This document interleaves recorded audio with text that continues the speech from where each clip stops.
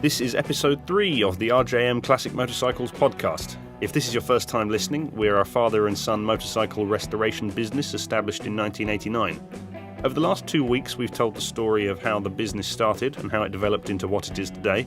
This week, we're introducing what will become the show's regular format, where Ray and I will discuss a topic relevant to our day-to-day work. As you may have guessed from the title, this week we're talking about the introduction of Bio-Ethanol into road fuel and the effect it has on classic motorcycles. Rounding off the episode will be a short piece of advice. This week it also relates to fuel, or more accurately, where the fuel travels. Don't forget, you can visit our website at rjmclassic.com or email me specifically about the podcast at rjmpodcast@gmail.com. Let's begin, shall we? I think that one of the things that surprised me when I first came into this industry is that although you're working on 50, 60-year-old motorcycles, things are always changing. Most notably of which, I think over the past 10 years or so, has been the introduction of bioethanol in road fuel. Secretly introduced in 2008. Looking at my notes, that's when I first encountered the problem.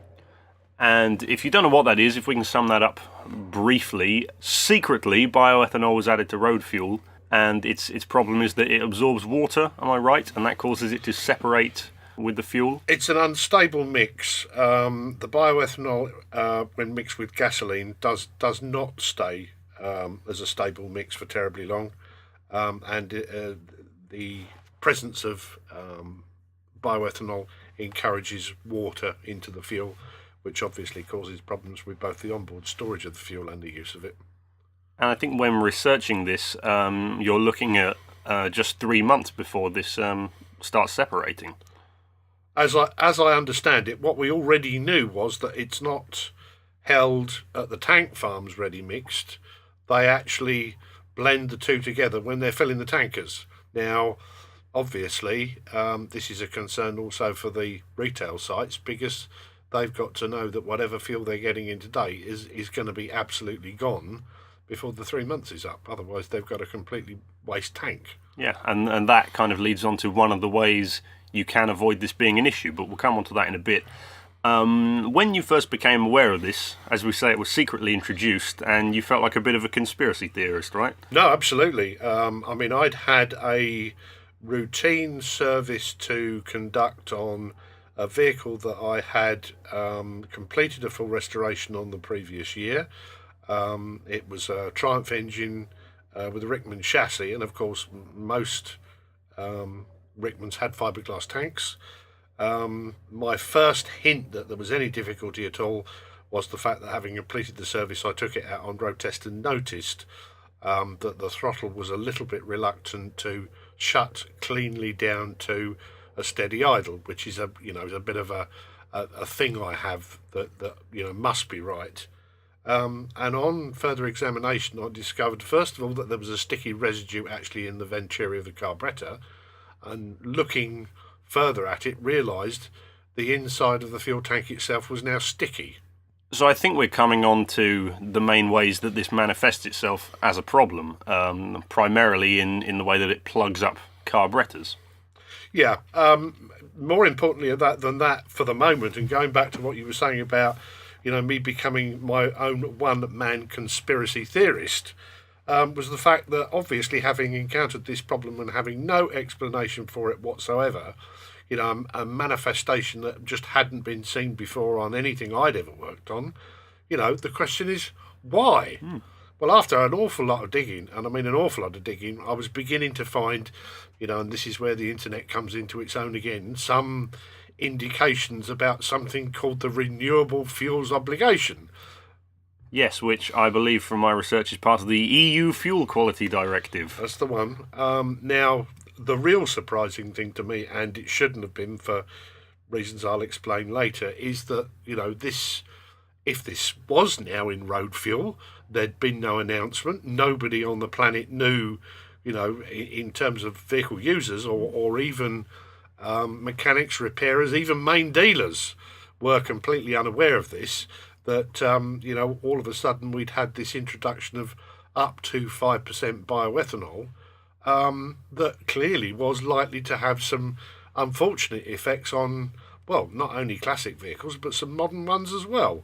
Now, I having now convinced myself that this was being added and that this was a problem, actually contacted the Department of Transport and had an email back from them to say that, well, they were aware of the problems, but they hadn't got any plans to talk to anybody at this stage. They might in future talk to the Federation of Historic Vehicle Clubs in the UK, and I then contacted them. They seemed to be particularly uninterested and said they'd covered the issue in a recent newsletter. Well, of course, I felt a bit more of a responsibility than that, and my immediate reaction was to contact everybody I could think of whose bikes I'd worked on in the semi-recent past that either had fiberglass petrol tanks or was known to have sealant in the fuel tanks. Back in the days when, before classic bikes were classic bikes and when the only real authority on the subject was the Vintage Motorcycle Club, their attitude by and large was, you got rust in your tank, put sealant in it. And I was never persuaded by that argument, and thank God I wasn't, because obviously I didn't have too many people that were affected by this problem. One of whom, with a Royal Enfield 250 GT that I'd recently done some work on, received my email and contacted me back and said, well, I don't think I've got a problem, but it's due in for a service, so why don't I bring it in to you? He dutifully did. It arrived on the Saturday morning. This was one summer Saturday morning. It sat in our storage facility Saturday afternoon, Sunday, no problem. We came in on the Monday morning and found the entire contents of the fuel tank of this GT was all over the floor of the storage facility. Oh my gosh.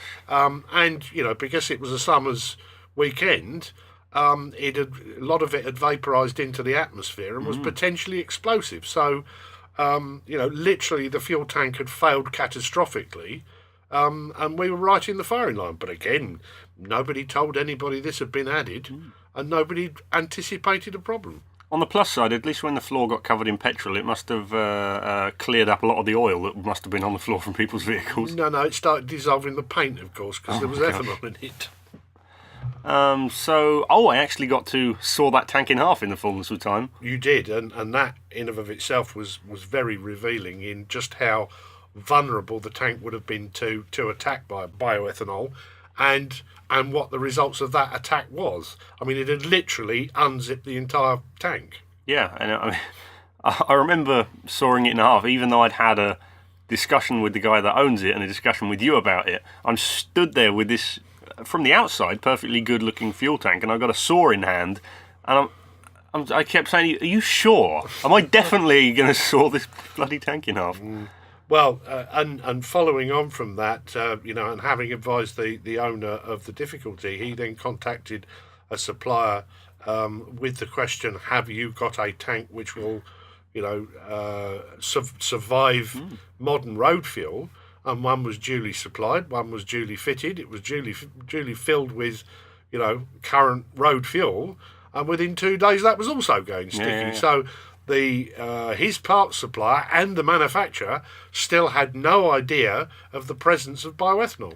Yeah, and I think while we're talking about fiberglass tanks, even if you seal it with whatever product, we use a product by a company called Caswell Plating.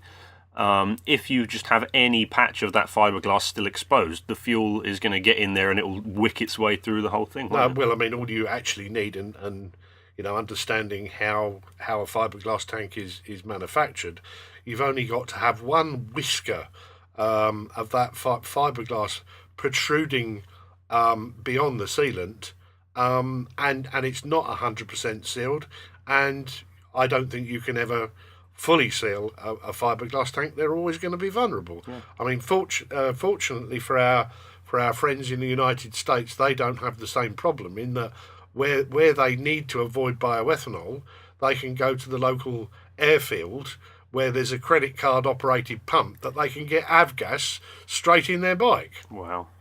So let's talk percentages. How much of the fuel you get at the pump is bioethanol? Well, we know for certain that the maximum they are currently adding to gasoline, and the maximum they're going to be allowed to for the moment is up to 5%. Now, this also enables them to add it or not without declaring what you're buying on the pump. There's talk about going to what they call EN10, which is 10%, which at that point they would then have to declare it on the pump, and you'd know for certain whether you were getting bioethanol or not. One way potentially of avoiding bioethanol is to use what we would have then called super green fuel from a smaller filling station.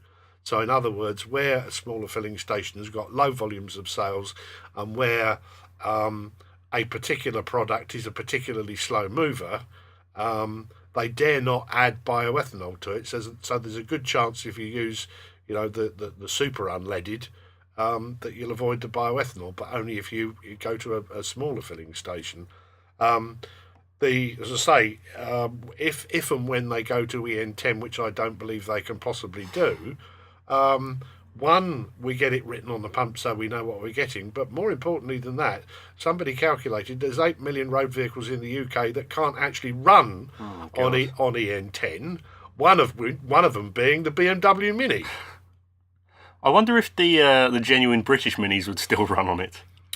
Well, subject to the same complications as the rest of us have got, because again, a lot of carburetor components were never designed to run with alcohol fuel of any kind. You will often see, for example, in an AML parts list, not for use with alcohol fuels or for use with alcohol fuels. Yeah. Now, I mean, obviously, this was intended originally in a racing context, because back in the day and more recently, particularly with the Vintage Club, they have from time to time been known to dream up all sorts of exotic fuels in the pursuit of increased excitement.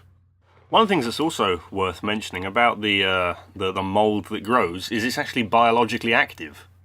It is, yes. It is. It is alive. It is alive, as you say, and as it turns out, it's a problem that is also known about in the marine industry. Yeah, I was just going to say that. A customer / friend of ours, I guess they all talk about having got the bug. Indeed, on narrow boats and so forth. And bearing in mind, this is not now gasoline. This is diesel as well.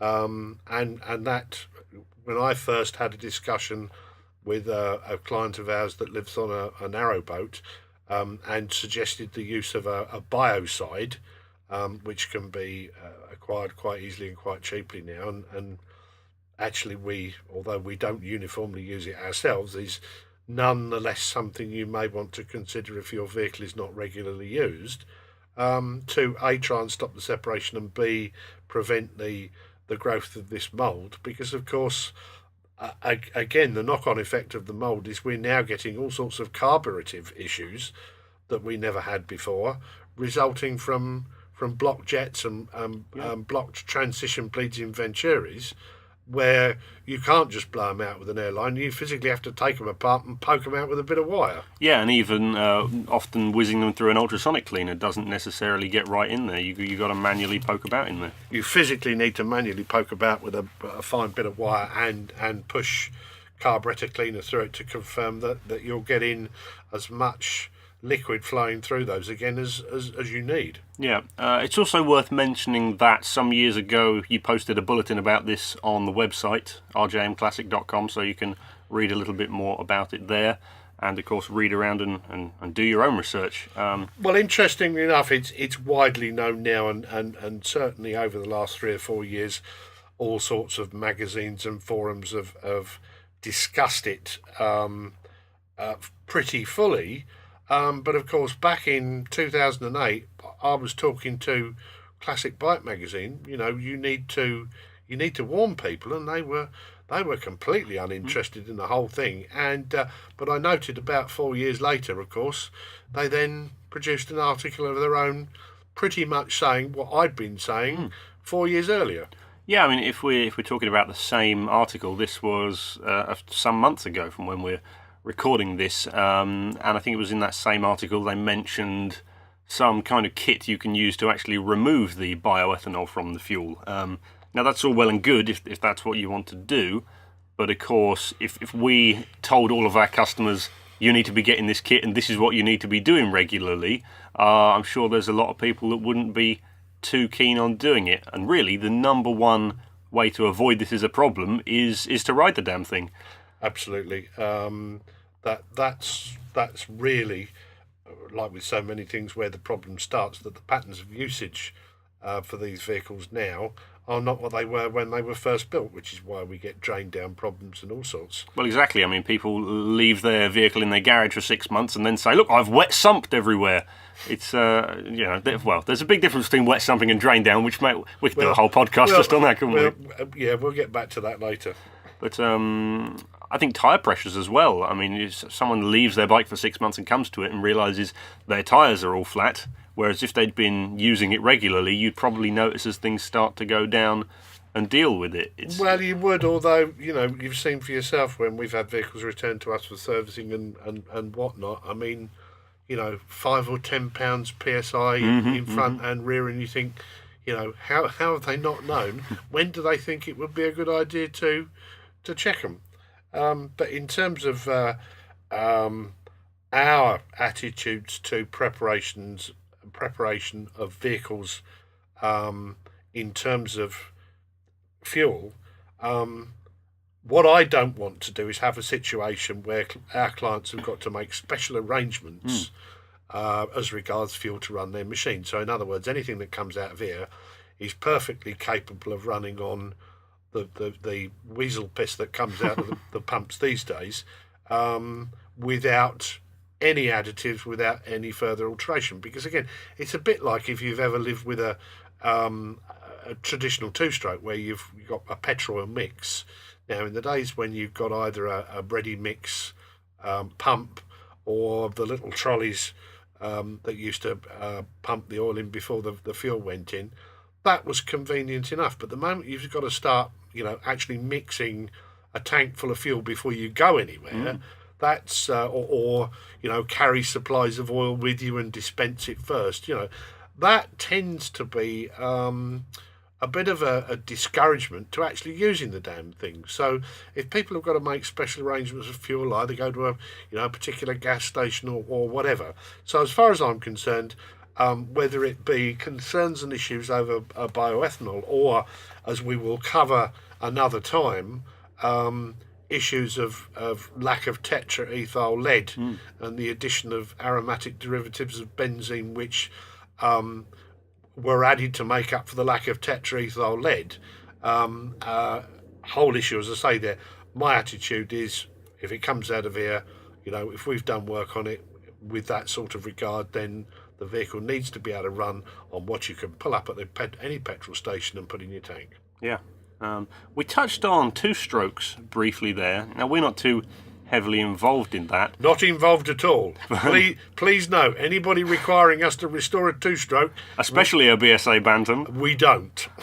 But they've kind of got fuel separation problems on two fronts, because the petrol and oil, if it's a premixed two-stroke affair anyway, that can separate out. Well, it can. Obviously, premix oils have improved immeasurably over the last 30 or so years, so that tends to be less of a problem, but you're quite right. And of course, we don't know what effect the bioethanol is going to have on the chemistry that has been added to the premix oils to make them stay stable with the fuel. So yes, you're quite right. You've now got two potential separation problems, and the addition of water as well. And of course, don't forget, on a two-stroke, you're not dragging it through the cylinder head; you're dragging it through the crankcases. See, I was going to say that, and you've beat me to the post there on that one. Well, I'm sorry, but you're right. Yeah. I'm right. The fact that you've got a total loss oiling system and actually quite meagre amounts of oil being provided to lubricate roller mains and roller big ends. You don't. If you've got a fiberglass tank and you suddenly get sticky goo going into your crankcases, you're in even more trouble. Oh, right. Yeah. Sorry. No. You weren't saying what I was going to say. I was going to say, obviously, a two-stroke, your main crankcase seals are very important, and the bioethanol ruins those as well. You need to have bioethanol-proof seals. You're absolutely right there, and of course, It could well be that your bike's been running fine for years and years and years, and the first tank full of bioethanol added fuel that you inadvertently put into your tank has suddenly ruined your crankcase seals, and you're going nowhere because of complete lack of primary compression. Absolutely. So this started out as an in-depth academic discussion about bioethanol, and I think we've turned it into a slagging off competition of two strokes again. You had an aerial arrow though. I did. What's your point? Well, you can't entirely slag off two strokes. No, absolutely not. And don't get me wrong. I there are certain classes of two-stroke I really really like. The aerial twin two-strokes, back in the day, were tremendous. And obviously I think it was initially the Aerial Leader won the Motorcycle News Best Design Bike Award in 1959, and I think for 3 years after that, they were in so many ways a revelation. But again, two strokes have problems which are unique to their own, and obviously because we are not particularly into two strokes, as you know, we tend to stick with what we claim to have expertise with. Absolutely, yeah. And also the fact that a lot of two strokes are lightweights, ultra lightweights.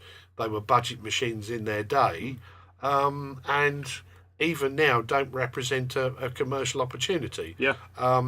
You would need a very, very good reason to spend the sort of money necessary for a full restoration on a lightweight, because actually, at the end of the day, if it's got two wheels, it costs more or less the same sort of money to restore, whether Absolutely. It's a big valuable one or a Captain James, as I like to call them. There you go. Going back to the point of that segment, it's scary stuff, bioethanol, so do be mindful of it. As promised, here's a quick tip to round off this week's episode. So for this week's piece of advice, we would like to share with you the fuel line arrangement that we use. I will explain what it is quickly, and then Ray, you can go into a bit more detail about how it came about and why we do it, how we do it. Essentially, we use transparent fuel lines. We hold them on with lock wire, and in the middle we have inline fuel filters. Well, I was never comfortable with not being able to see where fuel was coming and going. And whilst I understand a lot of machines were originally constructed with various types of black rubber fuel line, and remembering that back in the day we were very keen on the transparent braided stuff, which went orange and rock hard within about 6 months and looked dreadful, there had to be an alternative, and we actually found an alternative in the form of a food industry based product which we get from the States. It's a perfectly durable, even in the context of alcohol fuels, because I think it actually came from the alcohol food industry. Oh, right, okay. And the benefit is obviously in the current context where you're likely to have contamination in fuel, rusty fuel tanks, etc., that you can see that contamination if there is any there to be seen. The other thing which quite fascinatingly I found was that when we were getting some early mileage in on my Project A65, which we installed clear fuel line on, I'd, in the process of rebuilding it, I'd had a nice pair of carburetor insulators, which I'd had to let go for another client on a machine that needed them more desperately than I did. And when I came to fitting ours up, had to use the pathetic heat insulator gaskets that came with a gasket set at that time. Now, what I didn't realise is that really wasn't a sufficient heat break, and we'd actually stopped briefly and turned the fuel off and parked it up, and within 2 or 3 minutes there were bubbles coming up the fuel lines, and what this was clearly indicative of was fuel actually boiling in the float chamber. Now you think, well, it didn't do it when we pulled up, so why is it doing it now? And then you realise, of course, that as you're going along, you've got all this nice cool air being dragged through the carburetor. It's only when you stop and the heat sinks through the actual carburetor body without the cooling effect of the inducted air that things start to go horribly wrong. And we literally had fuel boiling in the float chambers.